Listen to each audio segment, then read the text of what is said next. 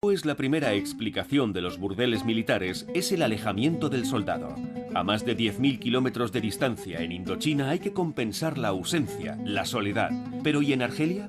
¿Cómo justificar la creación de nuevos burdeles militares en Argelia cuando todavía formaba parte de Francia? Los jóvenes franceses llamados a filas en Argelia durante 8 años han tardado en hablar, en describir los saqueos, las torturas y las ejecuciones sumarias. Y pocos se han explayado sobre esos burdeles militares que a veces formaban parte integrante de su vida de soldados. Sin embargo, había suboficiales encargados de organizar esos burdeles militares. François Bar era uno de ellos. El Estado Mayor consideraba que era un mal necesario. Cuando yo era jefe del comando de caza de Argelia, una vez conseguí llevar a 2 de mis secciones a Tlemcen. Los llevé a la plaza de Tlemcen y les dije, ahí enfrente tenéis 2 bares y entre los 2 bares hay un burdel. Son las 2 de la tarde. A las 5 salen los camiones. Lo que hagáis entre medias no es asunto mío. Al día siguiente observé que estaban mucho más animados, más sonrientes. No sé qué habrían hecho, si habrían consumado en el burdel o se habrían conformado con ir al bar. Pero sé que habían recuperado el ánimo y eso era bueno. Claude Gerard era enfermero militar en Argelia. Una de sus misiones consistía en hacer controles sanitarios 2 veces al mes a las prostitutas de los burdeles militares. Estaban realmente integradas en el regimiento. Tampoco diré que estaban al mismo nivel que el cuerpo de ingenieros militares ni nada de eso, pero sí que formaban parte del regimiento. El ejército y concretamente el Servicio de Operaciones Psicológicas instauró un reglamento muy preciso. Los burdeles militares de campaña formaban parte de esa categoría. El objetivo era remontar el ánimo de los soldados. En Argelia, las autoridades militares hicieron cálculos. Había que reclutar a una prostituta por cada 100 hombres, más o menos. Como estos prostíbulos estaban bajo el control directo del ejército, no se dejaba nada al azar. Todos y cada uno de los detalles de su organización y su funcionamiento, hasta los más sórdidos, habían sido minuciosamente previstos. Los burdeles militares de campaña, como el de Béchar, eran inmensos. Evidentemente se reservaba una parte del espacio de los cuarteles para los burdeles. Se sabe que las chicas estaban allí, dormían allí, vivían allí y hasta cocinaban allí, o sea que debía de ser duro. Había unas habitaciones donde recibían a los soldados, los oficiales y los suboficiales.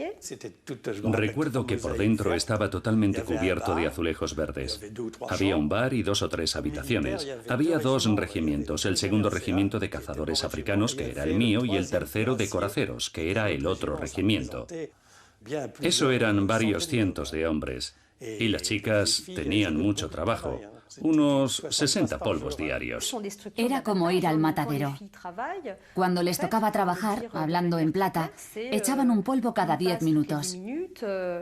Y los días en que estaba abierto el burdel, lo hacían casi ininterrumpidamente todo el día. Era un gran edificio, una sala grande donde habían construido unas barracas con telas que no llegaban al suelo y sin techo.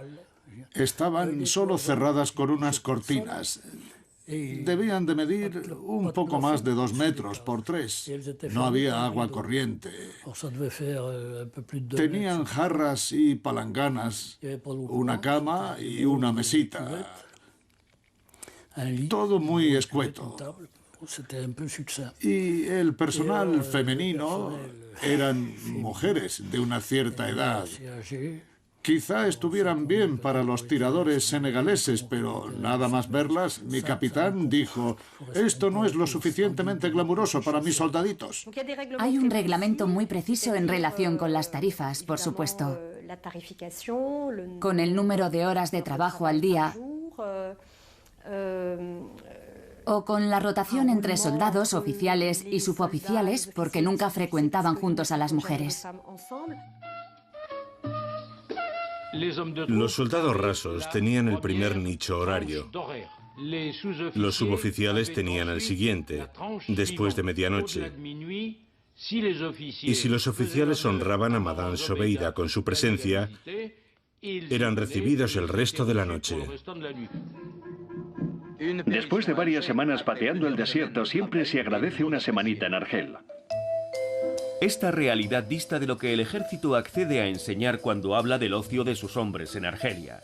Los soldados salen impecables. Las escapadas entre camaradas se desarrollan en un ambiente de lo más cordial. En el bar beben leche y hasta se ruborizan un poco delante de las chicas. Evidentemente no se podía mostrar a los soldados haciendo cola en el burdel militar, y las autoridades prefieren ignorar los informes que aseguran que el ejército es el principal lugar en el que se consolida el hábito y la necesidad de la prostitución. Pero todo lo bueno tiene un final. Los comandos regresan a la base aérea donde les espera una buena noticia. Al día siguiente tendrá lugar una operación aeroportada. La otra justificación oficial de los burdeles militares, aparte del aislamiento del soldado, es el argumento sanitario. Hay que preservar la salud y la vitalidad de los soldados a toda costa. El Estado Mayor no se conforma con fomentar el deporte entre los chicos. Se les advierte de los riesgos de las relaciones sexuales no controladas. Esperamos que lo hayas comprendido y que tomes las precauciones necesarias. El enfermero controlaba el estado de los clientes, antes y después, para ver si tenían derrames, si podían haber contraído algo y para evitar que ellos contagiaran a las chicas. Las mujeres son conscientes de que para trabajar necesitan un certificado médico que demuestre que están sanas, según la terminología de aquella época. Yo era el responsable de las chicas del burdel militar de campaña. Periódicamente les hacíamos un examen completo, cada 2 meses más o menos. Cuando llegaban los resultados de las pruebas, se apartaba inmediatamente a las chicas que presentaban algún tipo de enfermedad. Las prostitutas detestan a los médicos, ya que alegan que en muchos casos son proxenetas encubiertos y que viven tan ricamente a costa del dinero que sacan de estos exámenes médicos. Lo cierto es que las chicas intentaban burlar la supervisión porque si estaban 3 semanas de baja, imagínese, 3 semanas sin ganar dinero. El sexólogo Gerard Swan era médico militar en Argelia. La supervisión de los burdeles militares formaba parte de su día a día. La madame era muy amable. Me decía, venga cuando quiera, doctor. Le acogeremos como se merece y podrá usted escoger a la que quiera. Me proponían cosas como, venga, puedes echar un polvo gratis y me dejas en paz. Me tentaban para evitar los exámenes médicos.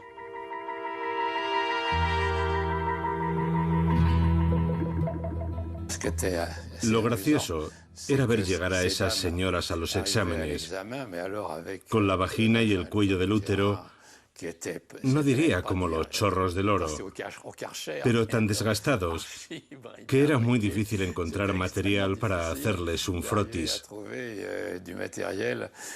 Por lo general usaban preservativos.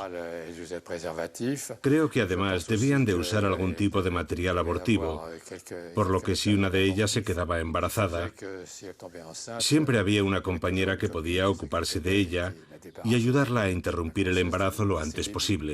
Sabemos que había una mortalidad muy alta, que de hecho podía deberse a diversos factores. Podía deberse a las enfermedades, al desgaste y también a los maltratos. Precisamente el 4 de enero de 1961, una prostituta sufre un grave accidente en el burdel militar de Turén. Por falta de personal profesional, habían conseguido reclutar a jóvenes autóctonas, a muchachas árabes,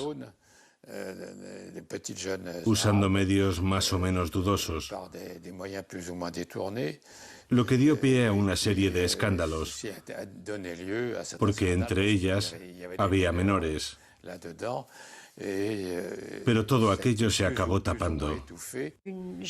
Hubo una menor que sufrió un accidente extremadamente grave en el marco del burdel militar de Turén. Una perforación de matriz, una perforación del útero, a consecuencia de las relaciones sexuales extremadamente repetidas y violentas. Era inhumano volver a ponerla en circulación. La opinión pública se indigna, pero sigue sin aparecer nada o casi nada en los libros de historia. El ministro de Defensa recibe informes sobre el caos en el que están sumidos los burdeles militares del norte de África. Le advierten de la corrupción de menores en la que se incurre para paliar la falta de efectivos, de la existencia de cajas negras y de los ritmos de trabajo infernales. Tras el escándalo de Turenne, las autoridades militares se limitan a anunciar que la legislación francesa no afecta a las mujeres indígenas ni a sus empleadores, ya que ejercen la prostitución siguiendo sus propias costumbres y tradiciones que se extinguirán con la emancipación de las antiguas colonias francesas.